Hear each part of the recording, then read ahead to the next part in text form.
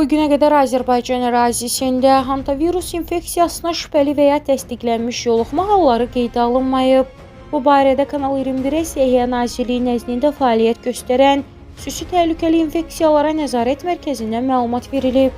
Bildirilib ki, hantavirus ölkəmiz üçün endemik hesab edilmir və mövcud epidemioloji vəziyyət virusun yayılma riskinin aşağı olduğunu göstərir. Qeyd edilib ki, hazırki vəziyyət əhali üçün narahatlıq doğurmur və epidemioloji durum müvafiq qurumlar tərəfindən daim nəzarətdə saxlanılır. Həmçinin mərkəz tərəfindən profilaktik məqsədlə əhaliyə sadə gigiyenik qaydalara əməl etmək tövsiyə olunub. Vurğulanıb ki, bunun üçün yaşayış və iş yerlərində sanitar gigiyenik qaydalara riayət edilməli, gəmiricilərin məskunlaşmasının qarşısını almaq üçün mütəmadi deratizasiya tədbirləri görülməli, açıq sahələrdə və köhnə, uzun müddət istifadə olunmayan məkanlarda təmizlik işləri aparılarkən qoruyucu vasitələrdən istifadə edilməli, gəmiricilərlə birbaşa təmasa yol verilməməlidir.